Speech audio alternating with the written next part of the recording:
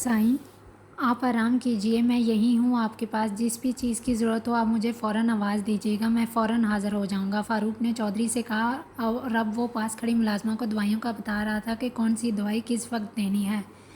साईं, वो एक बात और थी। साईं बशीर को कोई ज़रूरी काम था तो वो बस उसे मुकम्मल करने चला गया। कह रहा था वो 2-3 रोज़ लग सकते हैं। फ़ारूक ने चौधरी को बिस्तर पर लिटाते हुए कहा, कुछ पता है कि क्या काम है? नहीं जी साईं, वो एक बात और कहनी थी। साईं, पर आप बोलो भी, क्या बात है? इसे सच में तशवीश हुई। साईं, वो नफीस, वो अपने गांव वापस चला गया, मैं उसे रोक नहीं पाया। साईं, वो सच कहूँ तो मुझे खुद ही नहीं पता चला कि वो कब वापस हुआ, मुझे नहीं मालूम साईं। फ़ारूक ने इंतहाई धीमे लहजे में हाथ बांध कर कहा। ये क्या रहे फ़ारूक, तुम्हें पता भी है कितना बुरा हुआ है? अगर रमज़ान बख्श को पता चला कि हम उसे नहीं पकड़ पाए तो क्या होगा? चौधरी शदीद गुस्से में डांटने लगा। मुझे माफ़ कर दे साईं, पानी, जल्दी, दवाई। इससे पहले कि फ़ारूक अपना जुमला मुकम्मल करता, चौधरी के सीने में शदीद दर्द उठा। गुस्सा ना कीजिए साईं, आपकी सेहत के लिए ठीक नहीं। ये ले दवाई खाएं। फ़ारूक ने चौधरी को बिठाया और इसके मुंह में दवाई डाली। कुछ ही देर बाद दवाई के असर की वजह से चौधरी शाहनवाज़ मलक नींद की वादियों में उतर चुका था। खाने के दौरान वो दोनों हल्की फुल्की गुफ्तगू भी कर रहे थे, साथ में किसी बात पर हंसे भी जा रहे थे।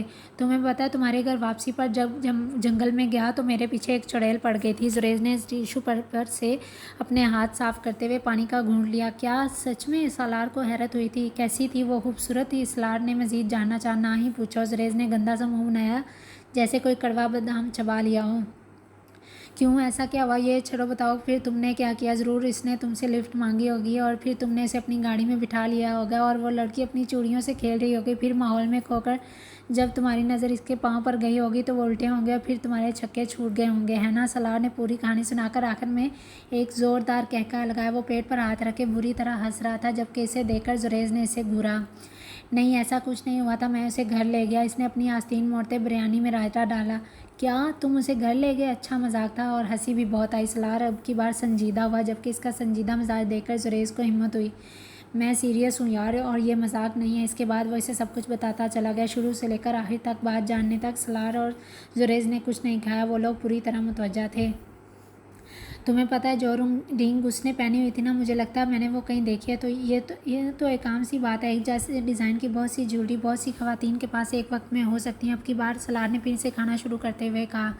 ये बात तो ठीक है, मगर इसका चेहरा, इसके नकुश बहुत ही ज़्यादा मेरी अम्मी में मिलते हैं। ऐसा लगता है वो अम्मी का यंगर वर्जन और अम्मी इसका ओल्डर वर्जन है। मैंने आज से पहले इतनी मुमासलत किसी में नहीं देखी। जुरेज ने एक नुक्ते पर नज़रें टिकाए कहा।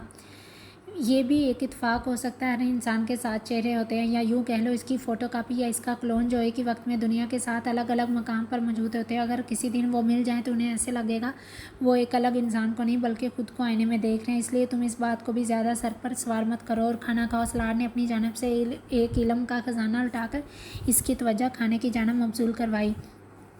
जो भी हो, इतना कहकर जुरेज ने भी खाना शुरू कर दिया। वैसे एक बात है, तुम्हारी इन बातों की वजह से मेरी इस लड़की से मिलने की ख्वाहिश बढ़ी। आखिर मैं भी तो देखूं, आखिर कौन है वो लड़की जो मेरी आंटी की ट्विंस बनी हुई है? सलार ने हाथ मसलते कहा। हाँ तो देख लेना, आ जाना किसी दिन घर पर। जुरेज ने मुश्किल का हल बताया। हाँ क्यों नहीं, अब तो चक्कर लगाना ही पड़ेगा। वैसे नाम क्या है उस लड़की का? सलार को तजस्सुस हुआ। तुम्हें क्यों इतना तजस्सुस हो रहा है? जुरेज ने इसे तंग किया और वो कामयाब भी हो गया था। नहीं, ऐसी बात नहीं है, वो तो बस तुमने उसके बारे में बातें ही ऐसी बताई है ना, और मैंने सोचा कि जब तुम्हें इतना पता है इसके बारे में तो नाम भी पता होगा। सलार ने गला खनकाते अपनी सफाई पेश की। अच्छा, अगर ऐसी बात है तो सुनो, उस लड़की का नाम है हाला सिकंदर उबैद। इसने खाना खाते जवाब दिया। इसकी बात सुनते ही सलार के हाथ में मौजूद चम्मच हाथ से छूटकर प्लेट में गिर गया। इसे फ़ौरन ही अपनी गलती का एहसास हुआ, इसलिए तेज़ी से चम्मच उठाया, बिरयानी से भरकर मुंह में डाल लिया। Nice name. सलार ने अपने माथे पर आया पसीना पोंछते हुए अपनी कैफियत जुरेज से छुपानी चाहिए। अब इस इत्तेफाक के बारे में कुछ नहीं कहोगे? जुरेज ने अपनी नज़रें सलार के चेहरे पर गाड़ी। कौन सा इत्तेफाक? सलार ने जानना चाहा। यही कि उसका और तुम्हारा फादर नेम भी एक ही है। जुरेज ने फिर से नज़रें मेज़ पर रखी चीज़ों पर डाली। हाँ तो ये भी एक इत्तेफाक हो सकता है। और बस बस, अब खाना खाओ। इतना कहकर वो वापस से शुरू हो चुके थे। खाने से फारिग होकर जुरेज घर की तरफ चल दिया ताकि पिछली रात की तरह देर ना हो जाए। चौधरी शाहनवाज मलक के गांव की हदूद से बाहर एक वसी और अरीज अराजी खाली पड़ी थी, जिसका रकबा काफ़ी बड़ा था, इतना कि एक और गांव आबाद किया जा सके और साथ साथ इसमें खेतों की जगह भी बआसानी निकल जाए। चौधरी का दिल इस जगह पर आ चुका था। वजह इसकी जरखेज़ ज़मीन और आबो हवा थी। सर्दो गर्म मौसम में बाहर की आमद ज़्यादा देर तक रहती थी, या यूँ कह लें कि चौधरी की नीयत ख़राब हो चुकी थी। इस बात का जिक्र इसने रुखसाना से भी किया था और इसने ये मशवरा दिया कि अगर इस जगह के आसपास कोई और नहीं है तो इस जगह को अपना नाम देकर इसे अपने गांव में शामिल कर लें और साथ साथ वहाँ अपनी मौजूदा हवेली से भी ज़्यादा बड़ी और आलीशान हवेली बनाएं, जिससे सबको खुद ही पता चल जाएगा कि उस ज़मीन का मालिक कौन है। एक लम्हे को तो चौधरी भी इसकी बात से मुतफिक हुआ था, मगर जब इसने फ़ारूक से कहकर इस जगह पर अपने नाम की तख्ती लगाने और खेती बाड़ी का काम शुरू करने का कहा तो उसने इसे ये बात कहकर रुकवा दिया कि इतनी बड़ी ज़मीन बगैर मालिक के बिल्कुल भी नहीं हो सकती, और अगर है भी तो अचानक से उस पर कब्ज़ा कर लेना बिल्कुल भी ठीक नहीं रहेगा, बल्कि इसे थोड़ा थोड़ा करके अपनी तरफ करना ज़्यादा बेहतर है। इससे किसी को शक भी नहीं होगा और ऐसे मामलों में एहतियात जितनी कम हो उतनी बेहतर होती है। इसकी बात चौधरी को 100 आना दुरुस्त लगी, इसलिए इसने इस काम को रुकवा कर उसके ज़िम्मे लगाया जल्द से जल्द इस ज़मीन के मालिक का पता करे कि है भी या नहीं। फ़ारूक पूरी तरह से इसी काम में लगा हुआ था कि किसी तरह से कोई मालूमात इकट्ठी की जाए, मगर ये काम खुफिया रखा गया था और ये भी इसी का मशवरा था। इस काम के लिए इसने आसपास के गांव वालों और दूसरे जान पहचान वालों से भी बातों बातों में कुछ ना कुछ खबर लेने की कोशिश की, मगर कोई भी इस बारे में किसी किस्म की आगाही ना दे सका। इसका इसने यही मतलब निकाला कि हो सकता है ये ज़मीन लावारस हो या मालिक को कोई हादसा पेश आ गया। इसने इस बारे में अपने घर वालों को लाइलम रखा और जब कोई दावेदार अब तक सामने ना आ सका, चौधरी ने इस ज़मीन को हथियाने की एक बार फिर से कोशिश शुरू की और इस मकसद के लिए वो एक दिन अपने खास बंदों को लेकर इस ज़मीन पर गया ताकि इसकी खूबसूरती से खुद को सराब कर सके और आने वाले वक्त की मनसूबाबंदी कर सके। मगर जैसे ही वो वहाँ गया तो हैरान रह गया। वहाँ पहले से एक जवान और खूबसूरत सा लड़का, जिसकी उम्र तकरीबन 25-26 साल है, चेहरे से उसने यही अंदाज़ा लगाया इस जगह का दावेदार है और वो पूरे हक के साथ इस वक्त अपने रहने के लिए इधर अपनी निगरानी में हवेली की तामीरात करवा रहा था। इस जगह और कई मज़दूर काम कर रहे थे और देखने में यही लग रहा था वो 4 से 5 महीने में ये पूरी हवेली मुकम्मल कर लेंगे। उसे देखकर चौधरी का बस नहीं चल रहा था कि वो इसके टुकड़े टुकड़े करके चील कौवों को खिला दें, कि उसने इसके दिल की ख्वाहिश का यूं गला घोटा, बल्कि सब अपने नाम भी कर लिया। मगर इसके हुलिया और शख्सियत की कशिश और मज़दूरों की तादाद से इसने भी अंदाज़ा लगाया कि यकीनन वो किसी बासर शख्सियत का चश्मा चिराग है और इस वक्त इससे उसकी ज़मीन में खड़े रहकर इस मामले में बाज़ पुरस करना जानबूझकर शेर की कछार में हाथ डालने के बराबर है। इसलिए वो इसे दूर से ही नज़ारा करके वापस हो लिया। इसका बस नहीं चल रहा था कि किसी तरह इससे पूछे कि भाई तू है कौन, और अगर वाकई में मालिक था तो क्या इतने दिन से सो रहा था, क्यों इसने किसी और के दिल में इस जगह को बस जाने दिया, और अब इतने ख्वाब देख लेने के बाद वो इस तरह से अपने दिल को दस्तबरदार नहीं होने दे पा रहा था। इसका दिल गोया सीने से बाहर आना चाह रहा था। इसने कैसे अपनी कैफियत पर काबू पाया ये इसका दिल ही जानता था।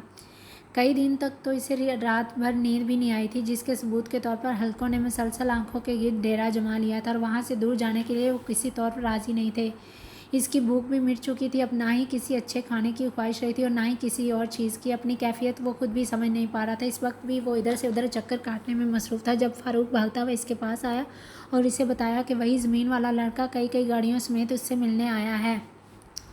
पहले तो चौधरी के समझ में कुछ नहीं आया आखिर वो इससे मिलने क्यों आया, मगर जैसे ही इसे होश आया वो इसे मेहमान खाने में बैठाने का कहकर खुद को अपने कमरे में चला गया ताकि अपना हुलिया दुरुस्त कर सके और इसे थोड़ा इंतज़ार भी करवाए कि आखिर इतना आसान थोड़ी है चौधरी शाहनवाज मलक से मिलना। जैसे ही चौधरी ने मेहमान खाने में कदम रखा उसने देखा कि इसकी नशिस्त खास पर वो एक टांग ज़मीन पर रखे, दूसरी को अपनी टांग पर चढ़ाए शाहाना अंदाज में विराजमान है। सफ़ेद रंग के कुर्ता शलवार पर सफ़ेद चादर में इसकी सफ़ेद और गुलाबी रंगत दमक रही थी। इसकी आंखों का रंग दरख्त के तने जैसा भूरा था और इस पर स्याह खमदार पलके, मूँछों तले कटावदार होंठों पर मुस्कान रक्सा थी। एक हाथ वो अपने घुटने से नीचे लटकाए दूसरे हाथ से बार बार अपने कान की लौ मसल रहा था। बाएं टांग के तलवों को बार बार ज़मीन पर मार रहा था जैसे किसी के इंतज़ार में बेचैन हो रहा हो। एक लम्हे को तो चौधरी में इसकी शख्सियत से मरूब हुए बिना रह ना सका। इसने दिल ही दिल में वाकई से सराहा था। अस्सलाम वालेकुम चौधरी साहब, कैसे हैं आप? वहाँ क्यों खड़े हैं, आइए तशरीफ़ रखिए, आपको अपना घर है। इस आदमी की निगाह जैसे ही चौधरी की तरफ उठी इसने अपनी टांग घुटनों से हटाकर नीचे रखते हुए कहा, जबकि इसके मुहातब करने पर चौधरी अपनी महवियत से बाहर आया। इसका ये अंदाज़ इसे नागवार गुजरा था, मगर कुछ कहे बगैर ही खामोशी से साथ रखे सोफ़े पर बैठ गया। वो खुद भी हैरान हुआ था अपनी खामोशी पर, जबकि इसके पीछे खड़े फ़ारूक ने भी नज़रें उठाकर चौधरी की जानब देखा था। ऐसे पहली बार हुआ था कि वो किसी के सामने यूँ खामोश बैठा हो। कैसे आना हुआ? सुना आप साथ वाली अराजी पर अपनी हवेली तमीर करवा रहे हैं? चौधरी ने गला खंगारते अपने हाथों की उंगलियों से अपनी थोड़ी सहलाई, फिर अपना सवाल करने के बाद अपने शक की तस्दीक चाही। हाँ हाँ हाँ, बिल्कुल ठीक सुना आपने, मैं अपनी हवेली बनवा रहा हूँ। इंशाल्लाह पूरे इलाके में दूर दूर तक इस जैसी कोई हवेली होगी। वो हंसते हुए बड़े जाम में बोला, मेरा नाम चौधरी रमज़ान बख्श है और मैं कुछ दिन पहले कनाडा से पीएचडी करके आया हूँ। मैंने सोचा कि आकर अपनी ज़मीन की देखभाल करना शुरू कर दूँ, ताकि इन लोगों को भी पता चल जाए जो हमारी इतनी वसी और रीज़ राजी पर नज़रें गाड़े बैठे हैं कि ये ज़मीन लावारिस नहीं, इसका वारिस अब आ गया। क्योंकि आपको तो पता नहीं होगा ना कि आवारा कुत्तों को तो आदत होती है खाली प्लाट पर बसेरा डालकर फिर बाकी सब पर भौंकने की। क्यों, सही कहा ना मैंने? रमज़ान बख्श ने मीठे और नरम लहजे में चौधरी पर भरपूर तंज किया था। इसके अल्फाज पर चौधरी तिलमिला उठा, मगर गर्दन को जंबश देकर सिर्फ अहंकारा बनने पर ही इक्तफा किया। इसकी हरकत पर फारूक की हैरत में मज़ीद इजाफा होता। वैसे आपने ये नहीं पूछा कि मैं जो हवेली बना रहा हूँ उसमें मेरे साथ कौन रहेगा? रमज़ान बख्श ने आंखों में शरारत भरे कहा। कौन रहेगा? चौधरी शाहनवाज मलिक ने अचानक से पूछा। बता देता हूँ, इतनी भी क्या जल्दी है जानने की? रमज़ान बख्श ने अपनी टांग उठाकर दूसरे घुटने पर चढ़ाई। फजल, जल्दी से सारा सामान लाकर इधर रखो। रमज़ान बख्श ने बैठे बैठे अपने मुलाजिम को आवाज़ दी। इसकी पुकार सुनकर फजल जल्दी से और आदमियों के हमरा ढेर सारे मिठाइयों के टोकरे दीगर तोहफे तहाफ़ उठाकर लाया और एहतियात से सारा सामान चौधरी शाहनवाज मलिक के सामने रखने लगा। चौधरी और फारूक दोनों की निगाहें इस सारी कार्रवाई पर ही जमी थी। वो दोनों ही अपने अपने दिमाग में कुछ समझने की कोशिश कर रहे थे, मगर फिर भी दोनों को कुछ समझ नहीं आ रहा था। ये क्या है? रमज़ान बख्श, चौधरी ने नज़र उठाकर रमज़ान बख्श को देखकर सवाल किया, जो इंतहाई सुकून से बैठा इन्हीं की तरफ देख रहा था। कुछ भी नहीं है, बस ये हमारी तरफ से एक तोहफ़ा समझ लीजिए। आखिर को आप हमारे सबसे करीबी पड़ोसी जो हैं। रमज़ान बख्श ने एक निगाह सामान पर देखकर हाथ हिलाया। ओह, ऐसा है तो फिर ठीक है चौधरी साहब, हम भी बहुत जल्द आपकी इस हवेली को देखने ज़रूर आएंगे। आखिर को आप भी हमारे सबसे करीबी पड़ोसी जो ठहरे। इस बार चौधरी शाहनवाज मलिक ने एक गहरा सांस करते हुए कहा, आखिर को जो वो सोच रहे थे ऐसा कुछ भी नहीं था। हाँ हाँ, क्यों नहीं, ज़रूर आइएगा।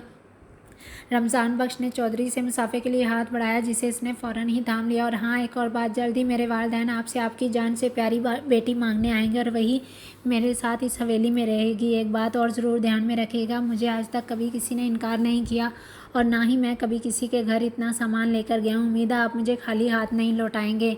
रमज़ान बख्श ने चौधरी के हाथ पर हल्का सा दबाव डालकर कहा और फिर दरवाजे से बाहर निकलता चला गया। इसके जाने के बाद वो वहीं खड़ा रह गया। इसका दिमाग गोया मफलूज हो गया था। शाह साईं फारूक ने उसे ऐसा ही खड़ा देखकर उसे मुहातब किया। क्या लगता है फारूक, वो मुझसे मेरी कौन सी बेटी मांगने आया था? चौधरी फारूक ने अपनी परेशानी जाहिर की। पता नहीं साईं, पर मुझे लगता है अगर उसे इनकार कर दिया तो बहुत बुरा हो सकता है। अपने अंदाज से तो काफ़ी ताकतवर लगता है। हमारे लिए ये बात बहुत ज़्यादा अहम है कि वो अपने वालिदैन के साथ आकर उसे इज़्ज़त से ब्याहना चाहता है और एक ना एक दिन इन्हें रुखसत तो करना ही है ना। बिल्कुल ठीक कह रहे हो तुम फारूक, बिल्कुल ठीक, चौधरी ने कुछ सोचते हुए कहा।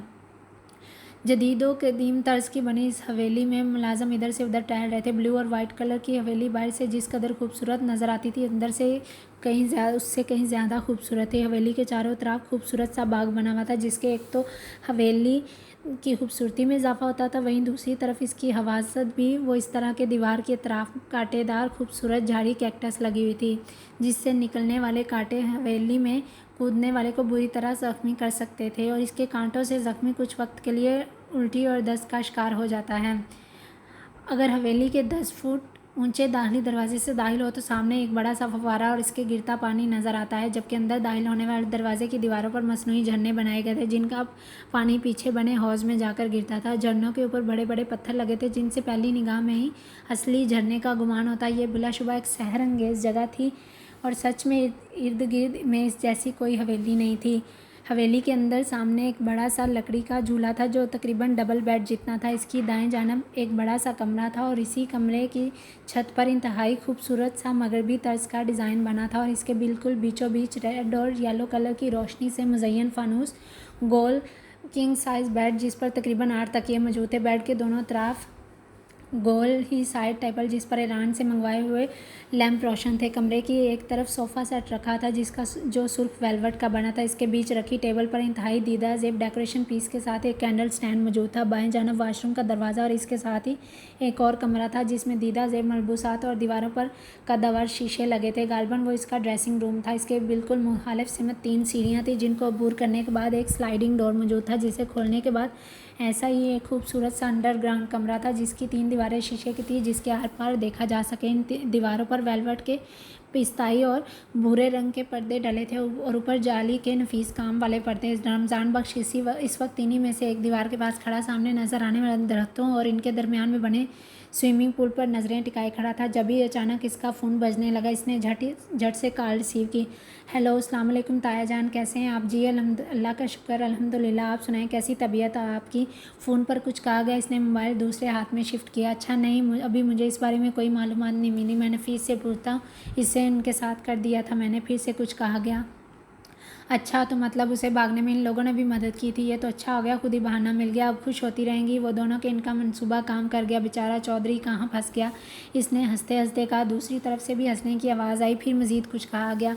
क्या वो अब तक नहीं पहुंची? ये तो बुरा हुआ, इसे अब तक पहुंच जाना चाहिए था। अल्लाह जाने किसी मुश्किल में ना फंस गई हो। आपने सलार से पूछा। रमज़ान बख्श ने परेशानी से कहा। परेशानी इसके चेहरे से भी ज़ाहिर थी। आगे से फिर कुछ कहा गया, जिसके जवाब में इसने सिर्फ अच्छा कहा। फिर मज़ीद 1-2 बातें करके फ़ोन रख दिया गया। अभी वो ग्लास वाल से हटाई था कि दरवाजे पर मुलाजमा आन खड़ी हुई।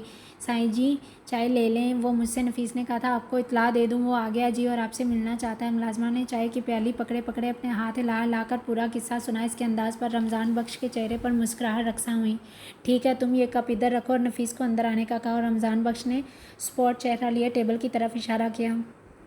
अभी कहती हूँ जी, इतना कहती वो झुकी, चाय की प्याली मेज़ पर रखी और बाहर चली गई। इसके चाय जाने के ठीक 2.5 मिनट बाद नफीस कमरे में मौजूद था। आओ नफीस, तुम्हारा इंतज़ार था। क्या खबर लाया? रमज़ान बख्श ने इसकी तरफ देखते नरम लहजे में कहा। साथ ही चाय की प्याली को घुमाकर इसका रुख अपनी तरफ किया। खबर कुछ खास अच्छी नहीं है साईं। इतना कहकर वो सारी की सारी बात बताता चला गया, जिसको सुनने के साथ साथ वो चाय के घूंट भी ले रहा था। कौन था वो लड़का? रमज़ान बख्श ने चेहरे पर परेशानी लिए पूछा। पता नहीं साईं, पर बहुत बहादुर था, बहुत ही ज़्यादा। नफीस ने सोचते सोचते कहा। मैंने तुम्हें इसकी तारीफ़ें करने का नहीं कहा। वो थोड़ा बरमी से बोला। नाम पता है तुम्हें इसका? इसने नफीस के रूबरू आकर अपने हाथ बांधे। नाम थोड़ा अजीब सा था और इसका मतलब भी वो कुछ अजीब ही बता रहा था, कुछ रोशनी रोशनी सा। नफीस किसी गहरी सोच में कहने लगा। इसकी नज़रें छत पर टिकी थी। लगता है तुम्हें डोज देनी पड़ेगी, तुम्हें ऐसे नहीं याद आएगा। इसकी सुस्ती पर रमज़ान बख्श झुंझला कर गोया हुआ। नहीं जी साईं, मुझे याद है, जुरैज साइम खान नाम था उसका। नफीस ने खुश होकर बताया। जुरैज साइम खान, ठीक है, अब तुम जाओ। रमज़ान बख्श ने इसे जाने का कहा। इसका हुक्म मिलते ही वो फ़ौरन पलटता बाहर चला गया। कौन हो तुम? जुरैज साइम खान। अपनी सोच में वो जुरैज से मुखातब था, जबकि सामने से बंधे हाथ खोलकर अब कमर के पीछे बांध लिए थे। रमज़ान बख्श की हवेली से बड़ी जगह पर बना ये कसरे उबैद अपनी मिसाल आप था। कदीम तर्ज का बना ये महल देखने वालों को अपने शहर में जकड़ लेता था। एक तिलिस्म था इसमें। इस वक्त ज़हीरी ने वो वीडियो दिखा रहा था जो एक दिन पहले इसने चौधरी शाहनवाज मलक की हवेली में घुसकर बनाई थी, जिसमें रुखसाना हुरजहाँ की वो बातें रिकॉर्ड थी, जिसमें वो बड़े बड़े मज़े से अपने गुनाहों की को अपनी कामयाबी जान रही थी। सिकंदर उबैद के हाथ में इस वक्त वो मोबाइल था और एक बार वीडियो देखने के बाद इसने फिर से वो वीडियो शुरू कर दी थी। इसके बिल्कुल बराबर ही सोफे पर इस वक्त वो औरत भी बैठी वीडियो देख रही थी, जो इस रात ज़हीर के साथ उस हवेली में मौजूद थी, जबकि ज़हीर इन दोनों के बिल्कुल सामने मुअद्दब अंदाज में हाथ बांधे खड़ा था। इस औरत ने वीडियो से एक नज़र उठाकर ज़हीर की तरफ मुस्कुराकर देखा। बहुत अच्छा काम किया तुमने ज़हीर ये वीडियो बनाकर, लेकिन मुझे हालांकि फ़िक्र है मेरी बताई हुई जगह पर वो अब तक नहीं पहुंची, न जाने कहाँ चली गई। लेकिन इस बात का मुझे इत्मीनान है कि नवाज़ के हाथ नहीं लगी।